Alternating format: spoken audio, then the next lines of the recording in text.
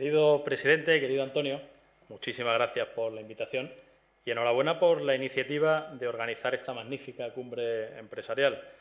Ahora, más que nunca, necesitamos una COE fuerte y unida en defensa de los intereses de los empresarios españoles, entre los que se encuentran los empresarios pesqueros. Por eso te damos especialmente las gracias por habernos invitado a participar aquí hoy. Y necesitamos, además, que la voz de los empresarios se oiga alta y clara. Nosotros, como muy bien has dicho, hemos padecido duramente el golpe de la pandemia con el fallecimiento de nuestro presidente, de Amador, que ha sido un grandísimo empresario, grandísima persona y muy querida por todos. Mando desde aquí mis muestras de cariño a su familia y a todos los que han sufrido en sus carnes esta pandemia. Mi primer mensaje importante es que los españoles podemos estar pero que muy orgullosos del sector pesquero español. Hemos demostrado durante esta pandemia que somos un sector esencial y estratégico para la economía de España y para la alimentación y la salud de los españoles. Un sector puntero tecnológicamente y muy internacionalizado. Han sido los otros héroes ocultos de los que no se ha hablado mucho durante esta pandemia, pero que han seguido trabajando para suministrar los pescados y mariscos a nuestros consumidores.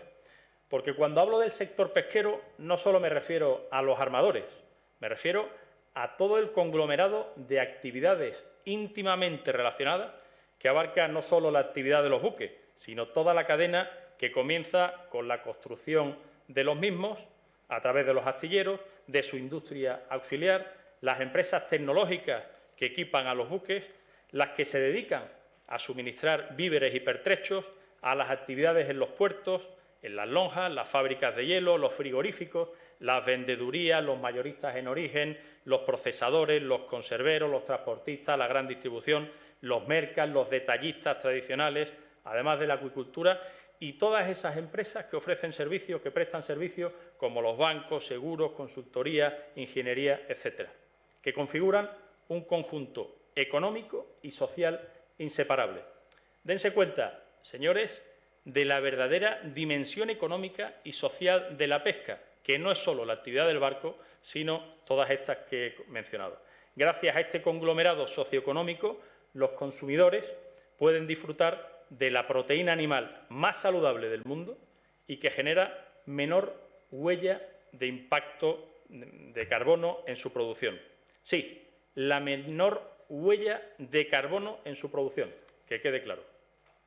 Por lo que se refiere a la flota española, en la actualidad tenemos 8.884 buques. Desde que entramos en la entonces Comunidad Económica Europea, que teníamos más de 22.000 barcos, hemos hecho un esfuerzo muy importante para adaptarnos a la política pesquera común de la Unión Europea y a las escasas cuotas de pesca que nos concedieron. A pesar de ello, seguimos siendo líderes en la Unión Europea en cuanto a capturas para el consumo, en cuanto a capacidad y en cuanto a empleo. Capturamos entre 900.000 y 1 millón de toneladas al año de pescados y mariscos, tanto en las aguas españolas como en las aguas de la Unión Europea, en las aguas de terceros países y en las aguas de alta mar. Con esta producción, atento al dato, damos de comer 10 millones de raciones de pescados y mariscos saludables al día, es decir, más de 3.700 millones de raciones de pescado saludable al año. Tenemos una flota muy diversa, desde pequeñas embarcaciones que pescan en nuestras costas, propiedad de microempresas, hasta grandes multinacionales que pescan por todo el mundo. Y todas ellas, les aseguro, que son necesarias para seguir alimentando a una creciente población mundial. Las empresas españolas han realizado en los últimos 20 años un esfuerzo muy importante para avanzar hacia la sostenibilidad medioambiental, social y económica, contribuyendo, por cierto, de forma importante a los objetivos del desarrollo sostenible que tengo aquí en la solapa. En el Atlántico Nordeste, por ejemplo, la gran mayoría de las poblaciones de peces que capturamos están en rendimiento máximo sostenible. Ese es el objetivo que persigue la Comisión Europea, la Unión Europea, con su política pesquera común. Además, recientemente, la FAO ha publicado su informe bianual sobre el estado mundial de la pesca y la acuicultura, se conoce como SOFIA 2020, dando una gran noticia, dando una buena noticia, y es que el 78,7% de las capturas desembarcadas provienen de poblaciones de peces que están gestionadas de forma sostenible. Esto, señores, no es fruto de la casualidad, es fruto de muchísimo trabajo entre los empresarios, los científicos, los gobiernos y algunas ONGs que se han ofrecido a ayudar para mejorar la gestión pesquera en el mundo y recuperar los stocks que estuvieran sobreexplotados. La propia FAO decía en ese informe que la mejor manera de lograr la conservación es a través de la gestión pesquera efectiva, no a través de prohibiciones, como algunos pretenden. A pesar de estos avances, también tenemos una serie de retos que afrontar. Voy a mencionar algunos de ellos, en concreto 5, serían muchos más, pero me voy a limitar a 5. En primer lugar, tenemos que afrontar con decisión y con unidad la hecatombe económica y social que se nos avecina. Para ello necesitamos, por un lado, que el Gobierno aparque la ideología, la improvisación, la propaganda, la preocupación por las críticas y que actúe con humildad, siguiendo un plan estratégico claro, con un rumbo seguro y que cuente con las empresas en su diseño y en su aplicación. En este sentido, necesitamos seguridad jurídica, liquidez, que nos bajen los impuestos, no que los suban, que nos bajen los impuestos, que no tumben la reforma laboral que ha permitido crear millones de puestos de trabajo en España y que apoyen decididamente a las empresas y a los trabajadores, que son, sin ningún lugar a dudas, los que sacarán España adelante. Cuantas más empresas caigan, más desempleo habrá y más dura y larga será la recuperación. En el ámbito puramente pesquero hemos conseguido que la Unión Europea reaccione rápidamente y ya tenemos un reglamento que ha modificado el Fondo Europeo Marítimo y de la Pesca, que concede ciertas ayudas de emergencia a las empresas y a los trabajadores de la pesca y la acuicultura. Ahora lo que necesitamos es que esas medidas se pongan en marcha lo antes posible en España. Estamos trabajando con el ministro de Agricultura, Pesca y Alimentación y con su equipo, la Secretaría General de Pesca, con el que tenemos una buena interlocución para que sea una realidad lo antes posible. Por cierto, también tenemos una buena interlocución con el Instituto Social de la Marina, pero no puedo decir lo mismo con los ministerios de Trabajo y de Sanidad. El Ministerio de Trabajo con el tema de los ERTE y el de Sanidad con los TES y los EPIs nos han ignorado por completo durante toda la crisis de la pandemia. En segundo lugar, tenemos que solucionar un serio problema que tenemos de relevo generacional y escasez de tripulantes. Para ello, hemos puesto en marcha desde Cepesca un plan estratégico del ámbito social. El objetivo prioritario es atraer el talento español y para ello estamos trabajando con las escuelas náutico-pesqueras, fomentando la formación profesional dual, que está dando, por cierto, buenos resultados, trabajando con los sindicatos en la negociación de un acuerdo marco de negociación colectiva para la flota de altura y gran altura y con el Gobierno para la mejora de la legislación con las titulaciones y la formación. En tercer lugar, tenemos que conseguir que se incremente el consumo de pescados y mariscos en España. En los últimos 12 años, el consumo de pescado se ha reducido en España en más de un 20%, a pesar de que los precios en primera venta están muy bajos. Esto, señores, es muy preocupante, por dos razones principales. En primer lugar, para el propio sector, que se ve afectado en los ingresos. Y, en segundo lugar, para la salud de los españoles. Está demostrado que el consumo de pescados y mariscos ayuda a prevenir múltiples enfermedades, incluidas las relacionadas con el corazón, reduciendo el colesterol o los triglicéridos, las enfermedades degenerativas como la demencia, artritis, diabetes, reduciendo además el riesgo de padecer cáncer de mama, próstata, páncreas o colon. Asimismo, y esto es muy importante, está demostrado científicamente que la ingesta de pescado durante la gestación incrementa en una media de 6 puntos el cociente intelectual de los hijos. Así que, si queremos niños inteligentes, las madres deberían comer mucho más pescado durante la maternidad. Por ello, proponemos 3 medidas. Urgentemente, que se reduzca el IVA del 10 al 4%, al igual que ya lo tienen otros alimentos básicos. Ahí hay una lista grande, como está la leche, el pan, los quesos, los huevos, las frutas, las verduras, las hortalizas, las legumbres, tubérculos o cereales. ¿Por qué no está el pescado? Siendo un producto, una especie que recomiendan todas las autoridades sanitarias a que se coma 3 o 4 raciones de pescado al día. Asimismo, proponemos que se realicen campañas de promoción potentes. España, el Ministerio ahora está realizando una, pero tenemos que seguir animando al consumo y dar a conocer las propiedades nutricionales.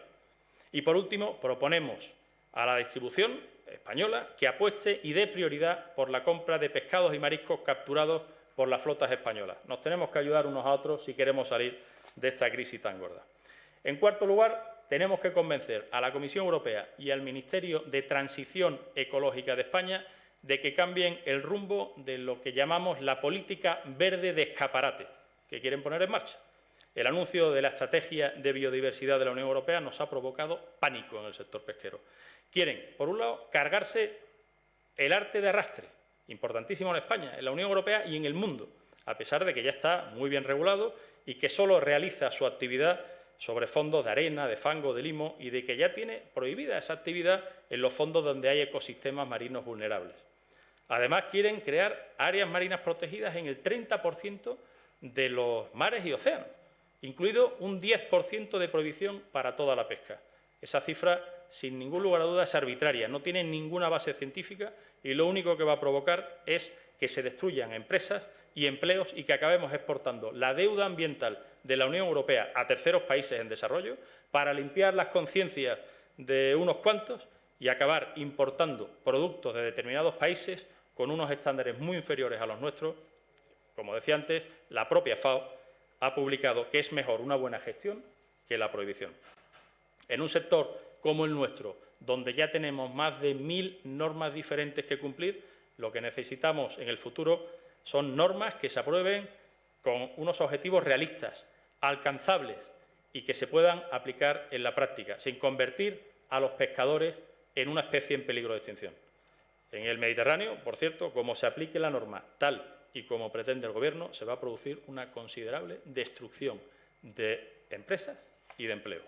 Y en quinto y en último lugar, y no menos importante, necesitamos que en todo el mundo se respeten las mismas reglas del juego, lo que los anglosajones llaman el level playing field.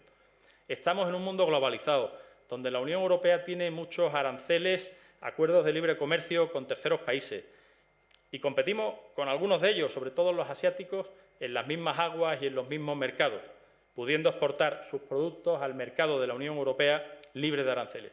Pero ¿cuál es la diferencia? La diferencia es que los europeos tenemos que cumplir con todas esas 1000 normas que he mencionado antes, con unos estándares muy altos en todos los ámbitos, el social, el medioambiental, de seguridad a bordo, sanitario, de inspección, control, etcétera, que suponen unos altísimos costes de explotación. En cambio, los otros, los que hacen lo que les da la gana, tanto, sobre todo, en el ámbito social y medioambiental, pues siguen mandando sus productos a la Unión Europea. Por eso, ¿qué es lo que solicitamos a la Unión Europea? Coherencia en sus políticas comercial, social, de cooperación al desarrollo y pesquera, estableciendo normas claras que impidan la entrada de productos del mar que provienen no solo de la pesca ilegal, no declarada y no reglamentada, que ya existen reglamentos, sino también de abusos laborales en los buques y en las plantas de procesamiento. En este sentido, estamos pidiendo que todos los países ratifiquen el convenio 188 de la Organización Internacional del Trabajo, que es el que regula las condiciones a bordo, las condiciones sociales mínimas a bordo de nuestros buques, y que se revise bien la política de contingentes arancelarios de la Unión Europea para evitar la entrada masiva de determinados productos de estos países incumplidores con las normas más elementales, sobre todo en el caso de los lomos de atún que vienen de China y de otros países asiáticos, que distorsionan completamente el mercado y que están hundiendo los precios en origen. Y para terminar, presidente, me gustaría hacer un llamamiento a la gran distribución para que dé prioridad a la producción de la Unión Europea y promueva el concepto de soberanía alimentaria, que tal y como dice esa estrategia que se ha comentado en varias ocasiones hoy, de la granja a la mesa o de la granja al tenedor, de Farm to Fork, de la Comisión Europea, se trata de tener un sistema alimentario más resistente y sostenible que asegure el suministro y seguridad alimentaria con base en la producción comunitaria, frente a las importaciones masivas que mencionaba antes de determinados países, sobre todo asiáticos, a los que hay que pedir los mismos estándares aplicados en la producción de la Unión Europea. Finalizo diciendo que me gustaría, como dice el título de esta cumbre, que las empresas españolas lideremos el futuro. Y yo añado, mirando al mar, recuperando el carácter marinero de España. Y como sanluqueño que soy, presidente, tengo que recomendarles que disfruten comiendo pescados y mariscos. Y si es con una copita de manzanilla de Sanlúcar o con alguno de los vinos del Marco de Jerez, seguro que les sabrá mucho mejor. Permítame, presidente, y esta es la última sesión de la mañana, que acabe mi intervención como me enseñaron en la Armada Española que tenían que finalizar los grandes acontecimientos, como este, que lo es, mostrando respeto y lealtad a España y al Rey. Por eso me gustaría que aquellos que nos estén viendo por streaming se sumen a esa muestra de respeto diciendo ¡viva España y viva el Rey! Gracias.